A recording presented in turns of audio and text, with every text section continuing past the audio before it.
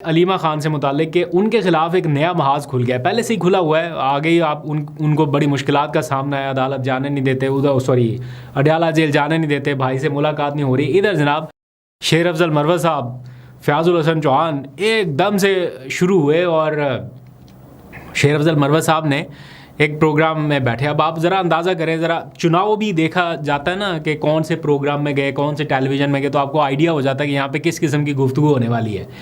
تو میزبان ہے شیر افضل مروت، پروگرام ہے ابصار عالم صاحب کا، ٹیلی ویژن ہے سما، اور یہاں پر بات ہو رہی ہے علیمہ خان سے متعلق. اور وہ بتا رہے ہیں ان کو کہ علیمہ خان جو ہے نا وہ یوٹیوبرز کو اور میڈیا پرسنز کو بلا کر میرے حوالے سے کان بھرتی ہے، بہت امپورٹنٹ پرسنالٹی ہیں تو ان کے حوالے سے کان بھرے گئے. اور پھر انہوں نے کوئی پارٹی فنڈنگ کا بھی ایک معاملہ اٹھا دیا کہ اوورسیز پاکستانی جو پیسے بھیجتے ہیں اس کا آڈٹ نہیں ہوا، علیمہ خان یہ سارا معاملہ دیکھتی ہے. یہ جناب شبلی فراز صاحب کو کہتی ہیں کہ ان کو وکلا کو فیسیں دیں، علی امین نے اتنی فیس دے دی، اتنے پیسے آئے تھے تو 8 کروڑ روپیہ کدھر چلا گیا. یہ سارے انہوں نے جس طرح سے باتیں کی ہیں، پارٹی فنڈ میں کرپشن کا معاملہ جس طرح سے اٹھایا ہے، تو یہ تو وہ اکبر ایس بابر والا سارا معاملہ نہیں نظر آ رہا. اکبر ایس بابر نے بھی کچھ اس طرح سے پارٹی فنڈنگ والا، فورن فنڈنگ والا معاملہ اٹھایا تھا. میرا اپنا ویسے ذاتی یہ ماننا تھا کچھ عرصہ پہلے تک جب انہیں پارٹی سے برطرف کیا گیا کہ شیر افضل مروت اگر کچھ دیر خاموشی سے اور گریس کے ساتھ وقت نکال گئے، جو کہ مشکل تھا ان کے لیے، تو ان کی پارٹی میں واپسی ہو جائے گی، ایسا لگتا تھا. ابھی بھی کچھ پتہ نہیں ہے آگے کیا ہو سکتا ہے، لیکن اس قسم کے بیانات جب وہ دے رہے ہیں، اور کبھی بشرا بی بی کے حوالے سے دبے چھپے لفظوں میں، یا پھر علیمہ خان سے متعلق، تو ان کا پارٹی میں واپسی کا جو راستہ ہے وہ ایسا لگ رہا ہے جیسے اپنے ہاتھوں سے کوشش کر رہے ہیں کہ یہ واپس کھلے نہ. حالانکہ ان کے بہت سارے چاہنے والے پاکستان تحریک انصاف میں ہیں، بہت سارے لوگوں کی یہ خواہش بھی تھی، ابھی بھی ہو سکتا ہے کہ یار وہ واپس آئیں پارٹی میں، ان کا ایک الگ ہی چام ہے. لیکن جس طرح سے وہ بیانات دے رہے ہیں، کنٹرول بالکل نہیں رہا انہیں کہ کس ٹائم پہ اور کس قسم کا بیان دینا ہے. ٹھیک ہے، ہو سکتا ہے وہ سچ بھی کہہ رہے ہوں، لیکن کیا پولیٹیکل پارٹیز میں اس طرح ہوتا ہے؟ خاص طور پہ ایک ایسی پارٹی جو آلریڈی مشکل میں پھنسی ہوئی ہے، آلریڈی اس کے اوپر ہر طرف سے گولہ باری ہو رہی ہے، تو ایسے میں اگر آپ ذرا سا ہولڈ کر لیں چیزوں کو، یا تھوڑا اور گریس سے چیزوں کو ڈیل کر لیں، تو میرا خیال ہے آپ کا قد بڑھے گا. بہرحال آپ کی اپنی چوائس ہے، ہم مشورہ نہیں دے سکتے، آپ زیادہ بہتر جانتے ہیں ان چیزوں کو.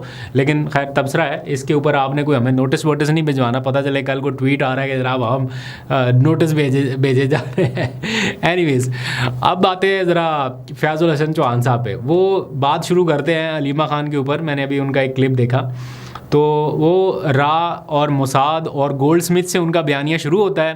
کرتے کوئی 8-10 ملکوں کی انٹیلیجنس ایجنسی کا وہ رابطہ کراتے ہیں علیمہ خان سے کہ یہ سارے مل کے کوئی پلان کر رہے ہیں، اور پھر آ کے بات ان کی ختم ہوتی ہے خلیل جبران پہ. اور جبران الیاس ہے نا پی ٹی آئی کا، اس کو خلیل جبران کہے جاتے ہیں.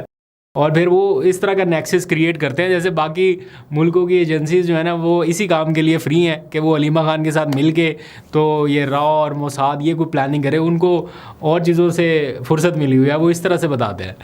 اینی ویز، یہ سارا معاملہ ایک طرف رکھتے ہیں، ذرا ایک سیریس ٹاپک کے اوپر میں نے بات کرنی ہے، بہت ہی حساس قسم کا معاملہ، اور میں اس کی وجہ سے بڑا افسردہ بھی ہوا. کچھ دیر پہلے پی ٹی آئی کے رہنما عامر مغل اسلام آباد کے، ان کی والدہ وفات پا گئیں. ان کا نماز جنازہ ہوا کچھ دیر پہلے رات کوئی 11 بجے اسلام آباد میں. کافی دنیا آئی وہاں پہ، لیکن عامر مغل نے اس سے پہلے، یعنی عوام کے لیے جو جنازہ ہے اس سے پہلے انہوں نے اپنے آبائی گھر میں ایک نماز جنازہ کا اہتمام کیا، اور وہاں پر انہوں نے خاموشی سے اپنی والدہ کا نماز جنازہ پڑھا، کیونکہ انہیں یہ اندازہ تھا کہ شاید اگر وہ پبلک میں گئے، بڑے اجتماع میں گئے، وہاں پہ نماز جنازہ ہوا جو کہ اعلانیہ ہوگا، تو اس میں ان کی گرفتاری ہو سکتی ہے.